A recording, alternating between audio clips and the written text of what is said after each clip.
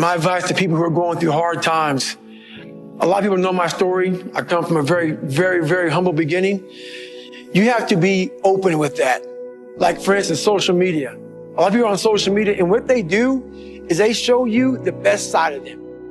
Everybody on social media, everybody out here in this world, if you have friends, everybody has two sides to them. We have the side that we want you to see, which is our best side. Our best side. But we also have this side that we're not working on.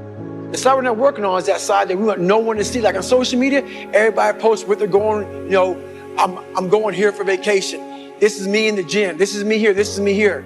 What I do is I post my bad side. I let everybody know I'm this. I have to work on all these things. It's okay. So the first thing is you got to accept the fact that everybody judging you, you judging yourself, it is okay to be up. It's okay to not be exactly like everybody else. It's not, it's okay to not follow the crowd. So that's the one thing I would tell people is don't worry about what everybody else is doing. Worry about what you're doing. Focus on what you're doing, because everybody else out there, everybody judging you, they also have problems themselves. And that's what I realized myself. So I stopped comparing myself to everybody else, and I just compare myself to me. I'm my own hero. I'm my own hero. You have to be willing to suffer to get to the other side. The other side of suffering is a whole nother world that people have no idea that even exists. From the very beginning, how I became who I am today, I grew up very soft, very insecure. I was beat as a child a lot, not only physically, but also mentally. My dad was an alcoholic, so it transferred to him being very abusive, me growing up, not just to me, but also my mother. And from that, my foundation at an early age was cracked. I had a really cracked foundation growing up. So with a cracked foundation and my mom having a cracked foundation, I had no one to really, show me the ropes, show me the way. And so we went from that kind of cracked foundation to another cracked foundation. I went to a small town in Indiana, in Brazil, Indiana. And there was about 5 black families there. So being called nigger was something that happened regularly. I had a lot of friends, but also, when you have a cracked foundation, the only thing you really see is the negative. You don't see a lot of people that like you. All you see is the people that don't like you. So that cracked foundation just kept on getting more and more cracked. And throughout the years, I developed a stutter, had a lot of issues with people, social anxiety. I copied all through school. I had a learning disability, so I cheated a lot going through school. So my foundation continued to get cracked. And when you get to that point in your life and no one is there to really help you out, you have to figure some things out. So what made me who I am today is basically that cracked foundation and not liking it. So I had to learn how to mend that cracked foundation alone. And what happens is you have to really develop a lot of mental toughness. But to me, mental toughness wasn't enough. I had to really develop a calloused mind. So I had a victim mentality. I was a victim. Everybody messed my life up. My dad, society, my mom, whatever it may be, I was dealt a bad hand. And so it gives you a victim mentality. So I developed a way to get over the victim's mentality. And it was through callousing your mind. So I was literally callousing over the victim's mentality through outworking all my faults. So I developed a work ethic that became known as, what it is now. That's how I got this world toughest man. Because I'm not the best person in the world. I'm not the smartest. I'm not anything. But I learned to outwork everybody around me. And that's how I got to where I'm at today. So I don't live a very glamorous life at all. I live very uncomfortable to a lot of people. It's not that I'm broke. It's not that I don't have the means to do it. It's like a boxer. A boxer may have a $4 million house. But before a big fight, he may go away to the mountains for about 2 months to train. Totally secluded, desolate world, may live on a cot, may live on the ground. What that boxer's doing is he's trying to form his mentality. He's trying to get that mentality to a very animalistic state So when he goes inside that ring, his mentality is ready to do whatever it takes to win that boxing match. So what I realized from my foundation growing up was I had a very soft mind. And I live that way now, like that boxer training for that big fight. I live that way all the time. So I'm always sharpening my sword. And how I sharpen my sword is I have a mentality of my refrigerator is never full. I've never arrived. And every time I get close to the top of a mountain, I fall back down on purpose. I believe that the true growth is at scratch. Starting from scratch is true growth. You have to have friction in your life. There has to be friction in your life for you to be able to move forward. So many people call me the hardest man on the planet. I got to that point from having a never-ending work ethic. So if you want anything in life, a lot of people, we live in a society right now where mediocrity is often rewarded. Like mediocrity is almost the standard. And for me, if you live that way, that's where you could be at. So let's say you have 10 people. You have 10 people and all of them are mediocre. And you beat those 10 people in a race or at work, whatever it may be. You're really still mediocre. What we do in life is we set our standards to everybody else. What we do in life is we look at what someone did before us. We look at a standard. I don't look at anybody's standard. I set my own standard. And how I became this, whatever people call the hardest man on the planet, is I literally set my own standards. I started to reinvent the wheel for myself.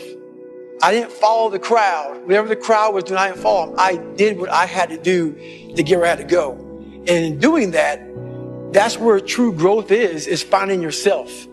I'm not trying to be like Michael Jordan or be like Tiger Woods or anybody else. I'm trying to be like David Goggins. And through that, you can find out what you're made of. And you are trying to conquer yourself. And that's how I got this title. The cookie jar. The cookie jar is something that I developed years ago. So what happens to me, happens to a lot of us in situations. We get put in these situations. In my whole life, I've been put in struggles. I've put myself in struggles. I've purposely put obstacles in front of me to see how I'm going to feel. Like, for instance, I've run 205 miles at one time, nonstop. Do you know what goes through your mind when your goal is to run over 200 miles and you're at mile 100? You're at mile 100. You've run for over 24 hours and your body is broken. You're destroyed. You have nothing left, but you have 100 plus more miles to go. How do you find more? So I developed this thing called the cookie jar. And the cookie jar is a reminder. That's all it is. It's a reminder. Even the hardest person in the planet Earth, we forget how badass we are when times get hard. When times get hard, your mind spazzes out. It freaks out. It goes somewhere else. We forget. That cookie jar, you got to take 1 second. Take 1 second. And that cookie jar has all these things in it. All the things you overcame.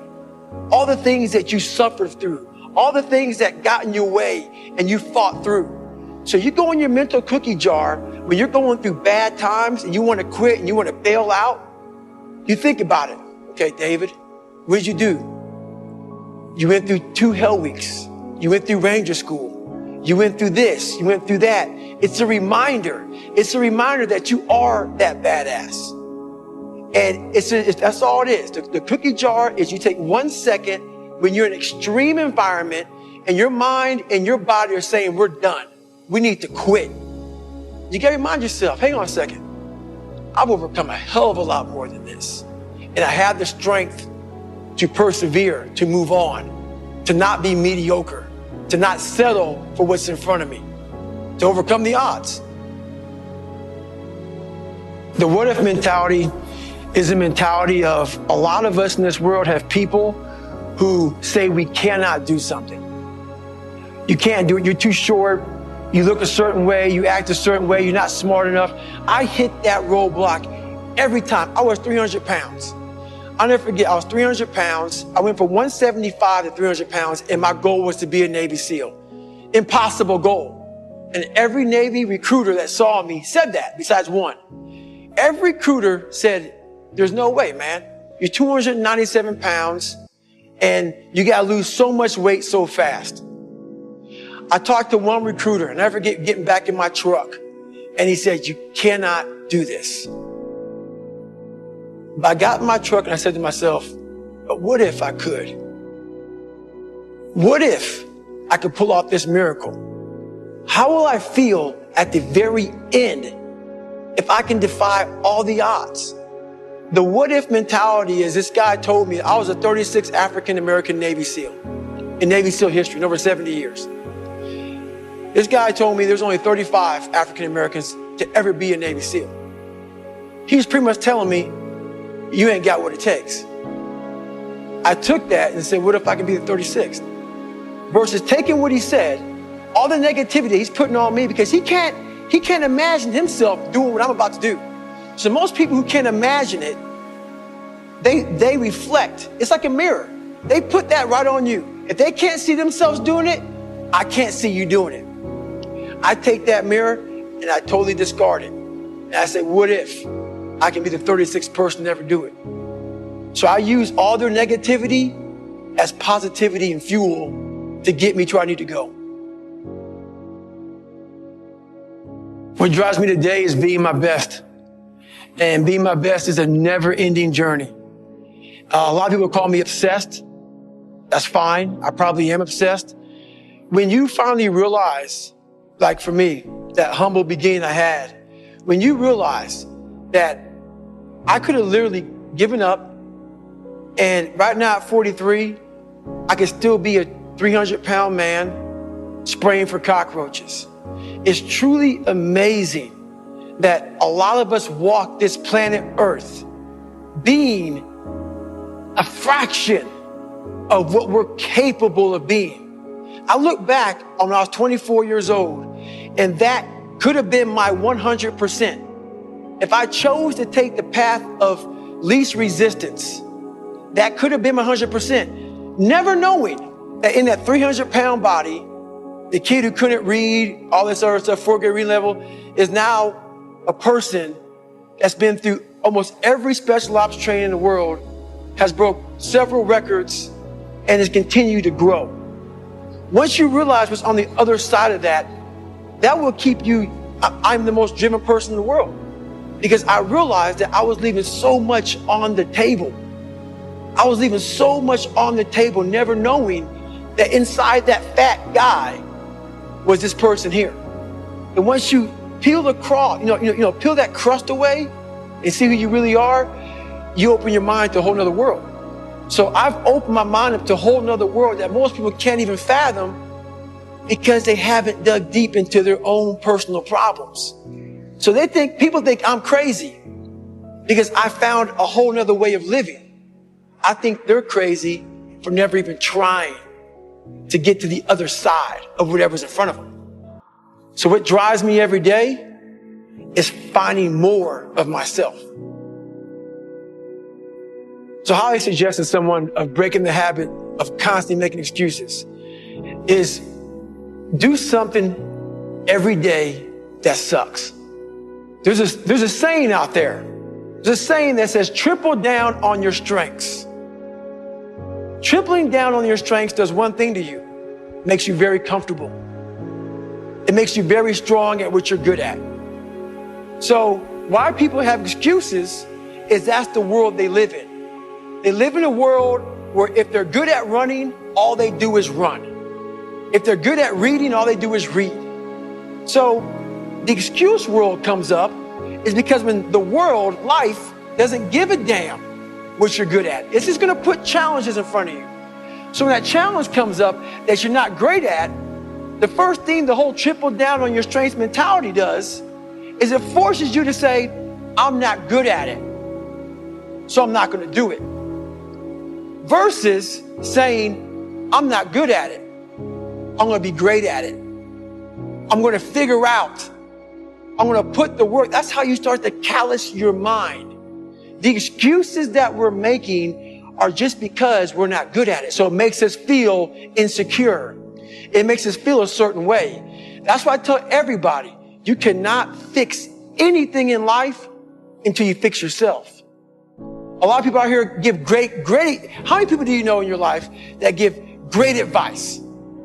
They give the best advice on the planet Earth, but their life's all jacked up. No one looks inside themselves because what they see inside is ugly. It's ugly. It's full of lies. It's full of secrets. It's full of insecurities.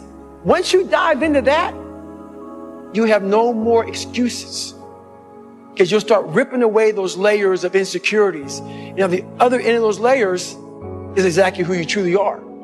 So do something every day that sucks. Get outside your comfort zone. Triple down on your weaknesses, not your strengths.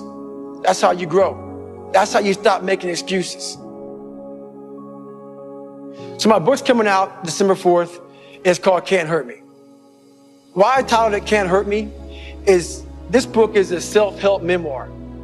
We have a whole bunch of self-help books out there that are five-step this, five-step this. Mine is not a five-step program.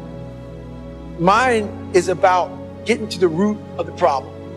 And the root of the problem is yourself. You have to master your own mind. And once you master your mind, your own mind, everything else is taken care of. So Can't Hurt Me is about life. It's about you. It's about my mentality. But you get to develop your own mentality. So life is full of people who are getting bullied, people who are, once again, insecure, people who are going through problems, a lot of problems. But if you have this mentality that you start to develop of you can't hurt me. When I was going through SEAL training, all the training I went through, it's what you say to yourself on a daily basis. If you say, you can't hurt me, can't hurt me. Every time I got my ass kicked in everything I did, whether it be a fight or a test or going through SEAL training or Ranger school, can't hurt me, can't hurt me, can't hurt me. It starts to get in your mind. And before you know it, it's the truth. So when you fail, you fall on your ass, somebody bullies you, whatever's going on in your life, can't hurt me. Because why that saying is true is not because you say it. You have to put the work in to develop that calloused mind to believe it's true. There's a lot of people in life who are theorists. Theorists are people who, it may be that guy in the corner who's at the library all day long, old man with gray hair. He's the master of the mind. He mastered the mind by being a theorist. He got all these books and read about how the brain is supposed to work. That's a theorist. He has all these theories on how it's supposed to be done. You want to be a practitioner in life. A lot of people who study theories will put these bars, these invisible bars and barriers on your mind about what we can and cannot achieve as human beings. That's a theorist. A practitioner will listen to a man like a theorist and defy the odds. Don't ever be a theorist, be a practitioner. Be a guy who goes out there and actually does the work. Put yourself in situations. Like when I was going through Hell Week, I got to see where my mind was. It's 130 hours. Hell Week's 130 hours. At hour 48, 72, your mind is a mess. You're all over the place. A theorist would tell me what he thinks is going to happen. A practitioner dives into suffering, and as he's suffering, he's then writing the book while he's suffering. It's easy to write a book while you are in a nice 72-degree library, flipping the page. A practitioner writes a book when he's in the hell, when he's in suffering, when it's 50-degree water, everybody's quitting, snot's coming out your nose. That's how you really start to figure out what the mind and body are capable of. Don't read a book about it. Don't read what some man wrote. Put yourself in the environment. See how you start to talk to yourself in the worst times, in the worst situations. And that's how you start to develop that real self-talk, that real visualization, the real tools to get through those hard times. You have to be willing to suffer to get to the other side. And on the other side of suffering is a whole nother world that people have no idea that even exists. I believe that a lot more people can relate to the struggle, a lot more than the success. People relate a lot more to that. I relate a lot more to a person who's the underdog. Most of us in this world are underdogs. There's very few of us out here who are the 1%ers. And those 1%ers are those people who are like the CEOs, these people who are like the best basketball, the best golfer. Very few people are there. It's those people who are at the very bottom in the middle who are trying to get there. It's all about work ethic. So everybody likes the underdog. That's why that whole Rocky story, everybody loves a Rocky story. But the thing about it is, to develop that Rocky story, you got to work your ass off. And not many people are willing to do that part of it. That's the hard part about overcoming the odds, overcoming yourself, is you have to create a Rocky story. So why I like the Rocky film so much is when I was growing up, I didn't have much of a role model growing up. So in between my cheating and me ditching school and all these things, I got obsessed with people that I saw my life in their life. And I got obsessed with people who struggled, with people who were at the bottom of the daggone sewer. I got obsessed with watching these people, and I got obsessed with watching Rocky 1, round 14. And the reason why this specific round is, even to this day, I'm 43 years old. To this day, it puts chills in my body, is I can go back to where I was 10, 11, 12 years old, whenever the movie came out. And I remember my first time watching it. And I was watching round 14 of Rocky 1. And I'll never forget watching this guy who was Rocky getting his butt kicked. Apollo Creed was just knocking him down, beating him up. And all he wanted to do was go the distance. And to a lot of people, this makes no sense to them. But for a kid who's looking for strength, who's looking for, like, is it possible? You're looking for, is it possible? Can I pull off the impossible? And me watching this film, that's what I saw. So it was a no-name boxer against the best boxer in the world, who was Apollo Creed. And I watched this guy in the ring, who's Rocky, just getting his butt kicked, falling down, getting up. In the 14th round, Apollo's like just killing this guy. But also Apollo's tired. He's extremely tired. But Apollo knocks him down in the 14th round for like the 30th time. And even Rocky's coach, Mickey, is telling Rocky to stay down. And Apollo turns around. He turns around, he thinks that he got this guy. He thinks he beat him. He thinks he finally took this guy out. This guy who's kept coming at him and coming at him and coming at him. Apollo Creed turns around, puts his arms in the air. He turns his back to Rocky, just assuming he's down. I got him. Everybody in the crowd saying, stay down. Everybody. This guy is climbing the ropes to get back up. Totally destroyed. Nothing left, but he found something. And this is the thing about it. He found something. And I watched this guy get up. And once he gets up, Apollo Creed turns around and sees this. And the look I saw, most people don't even see this. The look I saw on Apollo Creed's face was this look of total awe of who the hell are you? Who am I fighting? It looked like Apollo Creed's soul left his body. And Rocky got his gloves and motioned him to come on. And Apollo Creed put his head down and shook his head. Why that scene resonates with me so much was I was such in a dungeon in my life. And I felt like I was such in a hole with nowhere to go, with so many issues and so many things to climb over and overcome on my own. I wanted every obstacle and every person that ever doubted me to look like Apollo Creed. I wanted the people, whoever it was, people, obstacles, whatever, to look at me like this guy's going to continue coming after me. I wanted what Rocky had. This ability to keep getting up. I don't care if I win. I don't care if I'm the best. It's not about being the hardest man in the world. I just want to keep coming after you. So through years and years and years of visualizing that scene of that guy just getting up, it's just a movie to some people.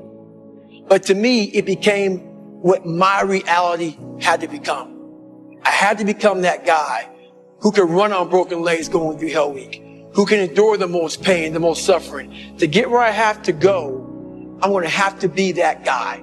And a lot of people will never understand that because a lot of people just don't have that kind of mindset. But we all have it. I came from nothing.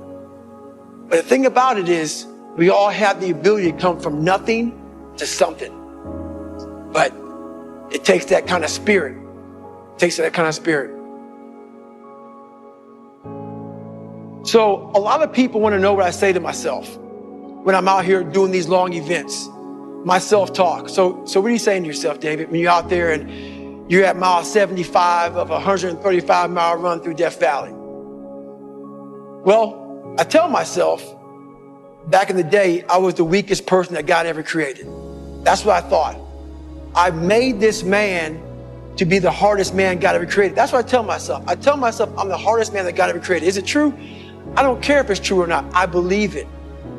But a lot of people, like these books, self-talk, visualization. Self-talk doesn't mean anything. You can tell yourself you're the baddest person that ever lived. Self-talk without the work is just lies. So when I'm telling myself I'm the hardest man on the planet, when I'm in the worst situation possible, I'm going back to the 3 hours I put into training every day. I'm going back to the 3 a.m. wake-up call, looking at my running shoes thinking, God, dog, 75 days in a row, no days off, running 15 miles a day. I don't want to do it. And you lace them up. So when I'm in that horrible spot and I'm talking to myself, I'm also recalling all the training sessions, all the years, all the hard work. So when I talk to myself that way, that self-talk is real. It's not lies. Because if you're taking a test in school and you haven't studied for it, and you say, I'm going to pass this test, chances are you're going to fail it because you haven't put the time in to get the result of passing. So self-talk is huge, but putting the work in is bigger.